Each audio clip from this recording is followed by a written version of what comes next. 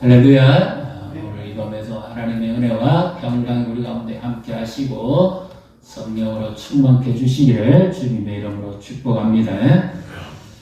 사랑하는 여러분, 우리 성도님들은 가장 소중한 것이 무엇이라고 생각합니까? 내가 지켜야 할 것. 예를 들면 상황에 다를 수도 있습니다.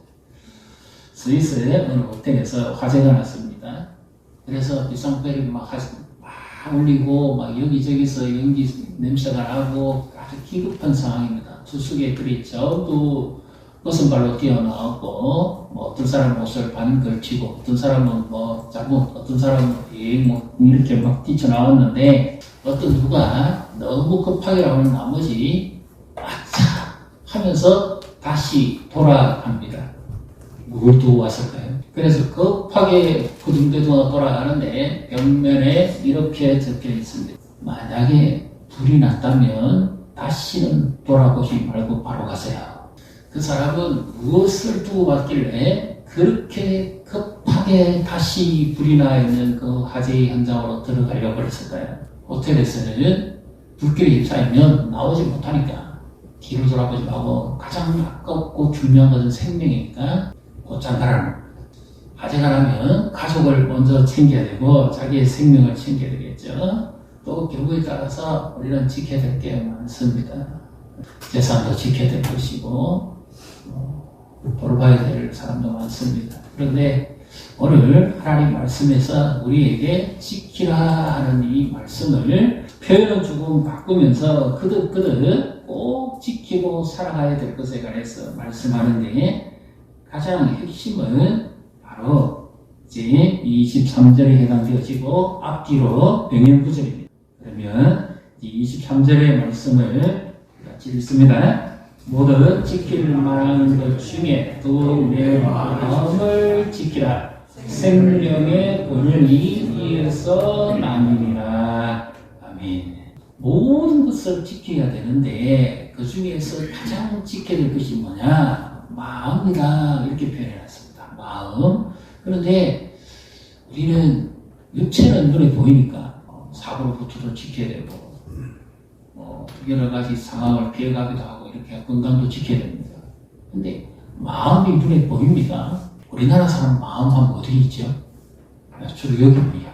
이 문화에 따라 다릅니다. 히브리 사람들은 마음하면 어디 있는가 하면 창자 끝을 가르칩니다. 그리스 사람은 마음하면 생각이 머무는 자소라고 합니다. 철학적이지. 보이지 않는데 생각이 머무는 것이다. 그래서 국어 사전적으로 살펴보면 마음이란 이런 것입니다. 감정이나 생각, 기억 따위가 깃들이거나 생겨나는 것. 이것이 마음이다. 이렇게 정의하고 있습니다. 근데 성경에서 말씀하는 마음이라는 것은 이것보다 조금 더 깊은 의미가 있습니다. 어떤 의미가 있는가 하면 인간의 가장 내면에 있는 곳. 예를 들어서 하나님이 다윗을 보시고 그 마음 중심이 흡했다 그러죠. 그래서 내가 내 뜻을 다 이루겠다 하셨습니다. 다윗의 마음을 살펴보니까 하나님 보시기에 흡족했다고 말해요. 마음의 가장 깊은 곳에 무엇이 있느냐. 이것이 얼마나 중요하면 오늘 성경은 이렇게까지 말합니다. 생명의 근원이 바로 거기서 난다. 육체적 생명을 포함한 뇌폐시, 영혼까지, 우리의 영적인 생명까지 인간이 하나님 앞에 복을 누리고 은총을 입고 살아갈 수 있는 모든 생명의 근원이 어디서 시작되느냐? 오늘 성경에는 마음에서부터 시작한다. 이렇게 말씀합니다. 우리는 이런 노래를 아실 겁니다. 내 마음은 호수요. 그대 노수요. 이런 아주 운치 있는 이런 노랫말을 잘 합니다.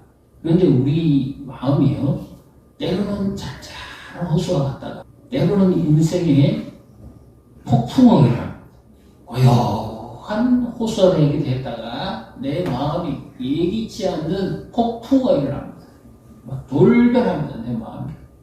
그래서 두 사람은 이 마음을 치열하게 싸우는 전쟁터와 같다. 그렇게 표현했어요. 이 마음에 상처도 받고 찢기기도 하고 눌리기도 하고 억압당하기도 하고 두려워하기도 하고 힘들고 또 우리 그리스도인은 의심도 어디서부터 시작합니까? 마음에서부터. 우리의 믿음을 어디서부터 시작합니까? 마음에서부터 시작합니다. 그래서 내 마음을 지키는 것이 그렇게 중요하다는 신앙생활을 하는데 예수님도 이와 비슷한 말씀을 하셨죠. 씨 뿌리는 자와 4가지 밭에 관해서 말씀을 하시는데 어떤 마음을 가지고 있느냐에 따라서 열매를 맺고 어떤 마음을 가지고 있느냐에 따라서 전혀 열매를 맺지 못합니다.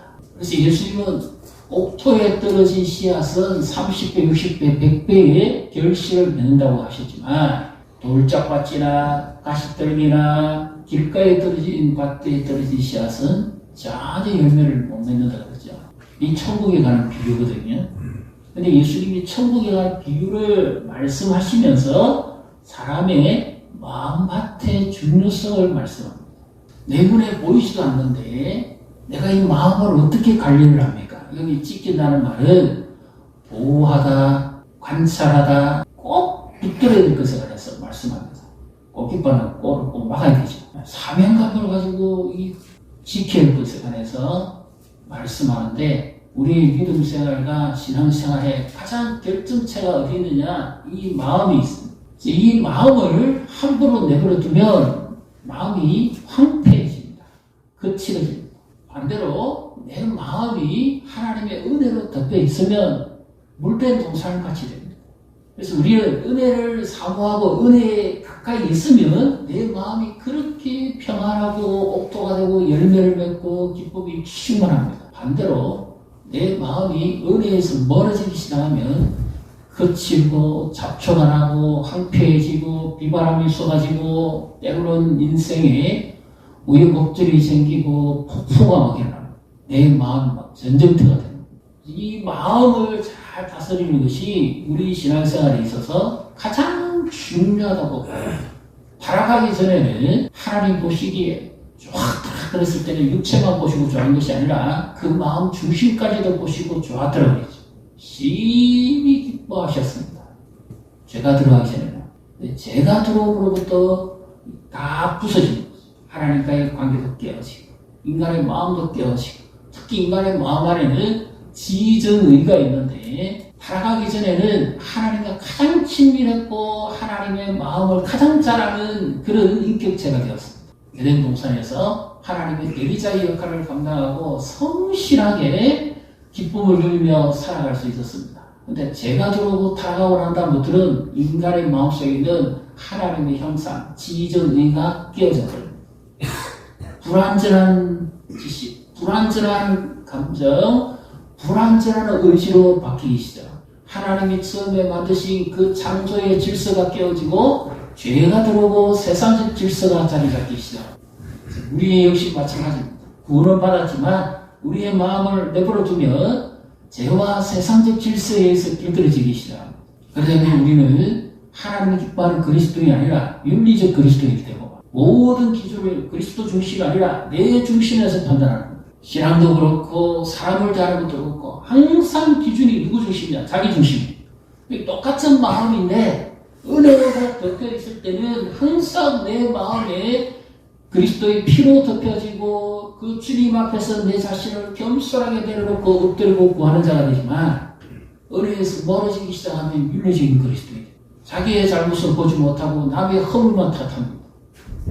오늘 이 말씀에서 솔로몬이 쓴 자문이라고 하지만 아비가 아들에게 주는 말씀이니까 어떻게 보면 이 부분은 다윗이 그의 아들 솔로몬에게 주는 말씀, 아비의 심정이 담겨있는 말씀입니다. 우리가 자녀에게 꼭 당부하고 싶은 것이 있다면 무엇이 있을까요?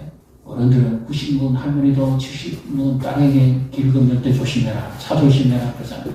왜? 다쳐본 경험이 있거든요. 그래서 그 아비가 아들에게 꼭 해주고 싶은, 특히 이스라엘의 왕으로서 꼭 해주고 싶은 마음이 바로 이 말씀 안에 담겨 있습니다. 이 말씀을 오늘 우리에게 하나님 아버지가 우리에게 주시고자 하는 마음이 여기에 담겨 있습니다. 이 자문은 서로 상반된 교훈을 가지고 가르치고 있죠. 그래서 여기서 더 중요한 것을 좀 살펴보면 바로 이와 같은 말씀이 나옵니다. 자, 20절을 보십시오. 20절 21절 같이 읽습니다. 내 아들아 내 말에 주의하며 내가 말하는 것에 내 귀를 기울이라. 그것을 내 눈에서 떠나게 하지 말며 내 마음속에 지키라. 그러니까 내 마음에 지키는데 무엇을 지키라는 말씀이에요? 내 아들아 그랬죠? 내 말에 주의하며 내가 말하는 것에 내 귀를 기울이라. 아버지의 가르침이기도 하고 성경적으로 보면 하나님의 말씀입니다. 이것이 지혜입니다. 그러니까 자문은 하나님을 경외하는 자에게 주시는 말씀. 반대로 어리석고 무식한 자에게 하나님께서 어떤 결과를 맺게 하는 것을 상반되게 해서 대조해서 가르치는 말씀이죠. 그래 네가 어리석은 자가 되지 않기 위해서는 하나님의 말씀을 마음에 두고 그것을 마치 이 옷주 쓰는 사람이 지키듯이 네 마음을 꼭 지켜야 된대요. 그 말씀을 헛되이 듣지 말아라는 뜻이기도 하고 그만큼 하나님의 말씀의 소중성에 관해서 가르칩니다. 왜 그럴까요? 다윗이 일평생에 살아오면서 경험해봤잖아요. 고난과 어려움 가운데 있을 때도 하나님이 보호자가 되고 하나님을 의지했을 때는 하나님께서 생명도 위협도 지켜주고 보호해 주셨지만 왕이 되어서 안락한 생활을 할 때 한순간에 생각이 잘못됐지요. 군사들은 전쟁에 나가서 죽기 살기로 싸우는데 자기는 왕궁에 편안히 있다가 눈을 잘못 돌려가지고 한순간에 넘어가고 말지요. 처절하게 깨달은 경험. 하나님의 말씀을 지키는 것과 하나님의 말씀을 지키지 않았던 결과에 대해서 철저하게 경험해 본 다윗입니다. 그래서 지금 내 아들아 내 말에 귀를 기울이고 내 가르침에 주의하는 것은 다윗이 일평생 하나님 앞에서 그의 삶의 경험을 통해 겪어왔던 것을 지금 가르칩니다. 네가 이것을 지키면 하나님을 기쁘시게 하는 자가 되고 네가 삶을 승리하게 될 것이고 영향력 있게 살게 되겠지만 이것을 지키지 아니하면 그 죄의 무서움에 유린당하게 될 것이고 그 비참한 결과를 겪게 될 것이라는 겁니다.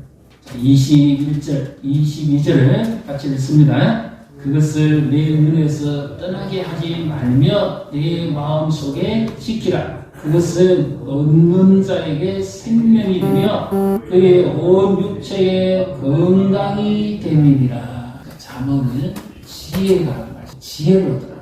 하나님의 말씀을 통한 지혜를 얻으라. 하나님의 말씀이 전파되어질 때는 두 가지가 나타납니다. 하나는 기록된 하나님의 말씀이 전해지는 것이고 또 하나는 거기에 담겨있는 하나님의 마음이 나타납니다. 우리의 마음이 하나님의 은혜로 충만하고 성령의 인도하심에 따라 살면 하나님의 말씀과 하나님의 마음에 민감하게 반응할 수 있습니다. 그런데 하나님의 은혜에서 멀어지기 시작하면 하나님의 말씀도 듣는 둥 마는 둥 하고 들리지도 않을 뿐만 아니라 하나님의 마음은 더더욱 모릅니다. 하나님은 말씀을 하시면서 우리의 가장 내면의 깊은 것을 건드리시기 바랍니다. 우리의 생각과 감정과 우리의 의지를 그대로 두지를 않으시거든요. 세상에 물들고 재성에 물들고 우리를 그냥 그렇게 내버려 두지 않습니다. 그래서 하나님은 반드시 변화를 시키기로 합니다. 하나님은 우리를 구원시키는 것이 목적이 아닙니다. 반드시 하나님이 원하는 방법으로 변화시키는 것이 하나님의 목적인 줄 믿으시기를 바랍니다. 그래서 로마서 12장 2절에 너희는 이 세대를 본받지 말고 어떻게 해요? 마음으로 변화를 받아라. 마음의 변화가 어떻게 일어납니까? 내 생각도 내가 못 잡는데 인간의 의지가 얼마나 약합니까? 우리가 작심 3일이라고 그러잖아요. 신전에 세운 계획이 3일이 안 가잖아요. 그 마음의 변화를 어떻게 하나님이 이루실 것인가? 이것은 우리가 신앙생활을 할 때 결정적입니다. 하나님의 말씀이 선포되어져서 그 말씀이 내 마음에 떨어지는데 이 말씀이 떨어짐과 동시에 하나님의 마음을 알게 합니다. 매 말씀마다 거기에 하나님의 심정이 담겨 있어요. 오늘 치면 네 아비가 자녀에게 반드시 네가 들어야 된다고 부탁하는 강조하는 것은 하나님의 심정이 있는 거예요.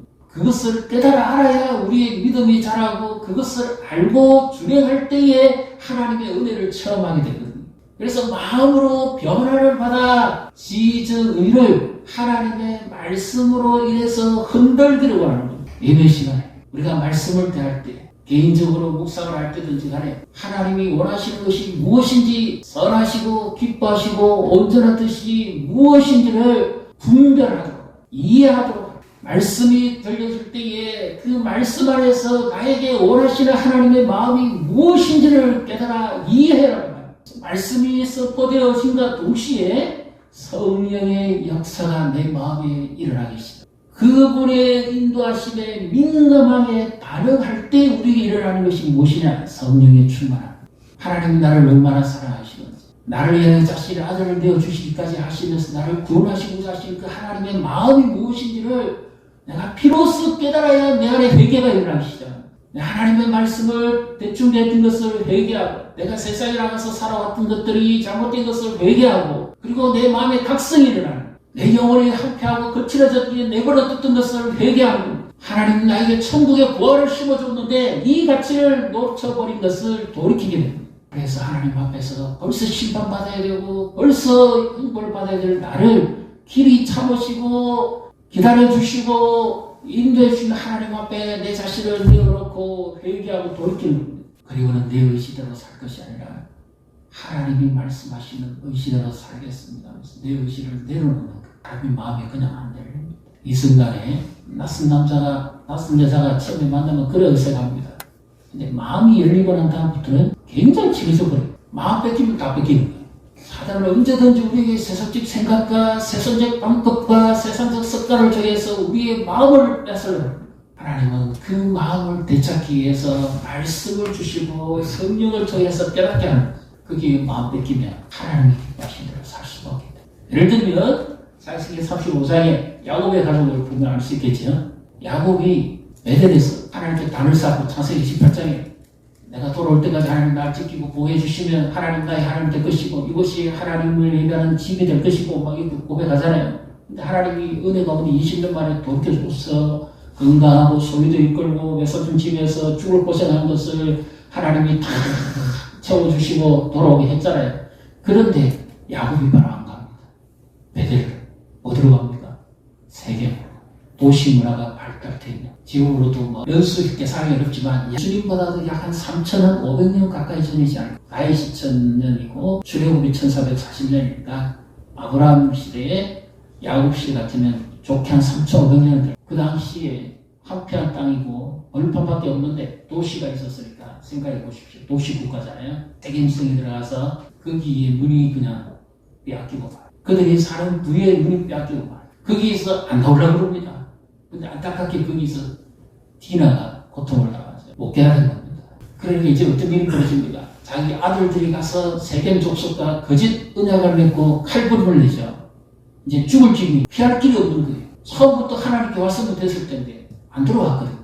마지막에 급기야 피난처도 없고 도망갈 데도 없고 죽음의 공포가 몰아치는데 세겜 족뿐만 아니라 일대의 가난한 족은 전부 연합 쪽입니다. 때를 갖춘 길이 지금도 이스라엘 하마스 전쟁이 일어나는데 지금 중동적으로 확전되잖아요. 지금 전부 같은 족속, 같은 신을 섬기고 하마터면 죽게 되겠죠. 근데 하나님께서 그날 밤에 찾아오셔가지고 네가 네 형 나처럼 피해서 도망갈 때 베델에 단을 쌓던 그 하나님께 가서 제단을 쌓아 어떻게 할 수 있습니까? 도망가기가 힘든데 야곱이 적각 무상을 버리고 의복을 갈아입고 마음을 정결하게 하고 하나님께 나아갑니다. 그랬더니 하나님께서 은혜를 베풀어서 그를 베델까지 가게 하는데 사명고래 어느 누구도 야곱의 집안을 추격하는 자가 없게 하나님이 두렵게 만들어 비로소 깨달아. 우리도 마찬가지입니다. 하나님께서 기뻐하시는 마음을 가져 그 말씀 앞에 내 마음을 내려놓고 그분이 무엇을 원하시는지를 알고 거기에 순응하면서 살아요. 그것이 성화입니다. 기쁘시게 할 수 있는 사람의 믿음이 잘. 그래서 하나님은 우리에게 계속 말씀하시고 그냥 소홀히 말씀하시지 않아요. 항상 하나님이 말씀하시는 데는 말씀의 의미가 있고 그리고 하나님의 마음이 담겨 있어요. 그래야 우리 믿음이 잘. 하나님 우리를 어디만큼 자라게 하시기를 원합니까? 에베소 4장 13절 그리스도의 장성한 분량일까지 우리가 아는 것과 믿는 것에 하나가 되기를 원하시죠. 어린아이를 버리고 믿음이 장성해 가야 됩니다. 2024년 우리 교회가 함께 성장하고 함께 그리스도를 닮아가고 함께 가족된 자로서 지체된 자로서 서로에게 영향을 주고 미치고 그래서 이 모든 것을 지켜라. 25절부터 27절을 우리가 읽습니다. 네 눈은 바라보며 네 눈꺼풀은 네 앞을 곱게 살펴 네 발이 행할 길을 평탄하게 하며 네 모든 길을 던더리 하라. 싸르나 오르나 치우치지 말고 내 말을 악에서 떠나게 하라. 어떤 분이 이렇게 표현했습니다. 울산 조선소도 있고 뭐 대구조선소도 있고 많지요. 그제도 가면 큰 배를 건조합니다. 시간이 엄청 오래 걸립니다. 우리나라 외국에 수조 많이 하잖아요. 잠수함도. 근데 그 바다에 이 배를 움직이게 하는 것은 아주 작은 겁니다. 그건 바로 힘밖에 없어요. 우리의 삶을 움직일 수 있는 유일한 것은 바로 마음밖에 없어요. 사람 마음 먹은 대로 하고 마음 뺏기면 다 뺏기는 겁니다. 마음이 무너지면 다 무너져요. 하나님은 우리의 마음을 붙들기는 원하고 사단은 우리의 마음을 뺏기는 원하고 눈으로 보는 것, 생각하는 것과 느끼는 것과 발로 담는 것, 이 모든 것을 통해서 사단은 뺏기는 원하고 하나님은 우리의 마음을 철저하게 관리하기를 원하시고 그렇게 살아 그리스도를 닮아가는 사람이 되도록 그래서 성령 안에서 내 자신을 내려놔야 돼. 내 의지를 그분한테 내려놓을 때 비로소 키를 붙잡고 계신 그분이 내 인생 항해를 합니다. 내가 꽉 붙잡고 있으면 결코 안 움직입니다. 바다에 페트병에 뚜껑이 딱 껴있는 페트병은 물 한 방울 안 들어갑니다. 근데 바다에 던져진 페트병에 뚜껑이 벗겨져 있는 페트병 물이 가득 하나님의 말씀과 은혜의 감수 앞에 내 마음이 닫혀 있으면 거칠어지고 한패지고 물 한 방울 안 들어갑니다. 윤리적이 그럴 수도 있습니다. 그러나 하나님의 은혜에 젖어 있으면 그냥 그분이 인도하신 대로 그냥 흘러갑니다. 우리는 어떤 삶을 살아야 되겠습니까? 내 인생의 키를 누가 지고 있습니까? 하나님의 말씀 앞에 그리고 그분의 마음 앞에 내 마음 그분의 말씀 앞에 성령이 나를 밀고 가게 이렇게 할 때 하나님을 기뻐하는 삶을 살 수 있습니다. 거룩한 삶을 살 수 있습니다. 성화된 삶을 살 수 있습니다. 예수 그리스도를 닮아가는 삶을 살 수 있습니다. 그분 앞에서 통곡하고 깨어지는 삶을 살 수 있습니다. 잔치를 경험하며 살 수 있습니다. 얼마나 우리를 새롭게 하시기를 원합니다. 우리의 삶을 빚어가시기를 원하시는 이 하나님의 손에 붙들림 받아지는 복을 누리시기를 주님의 이름으로 축복합니다.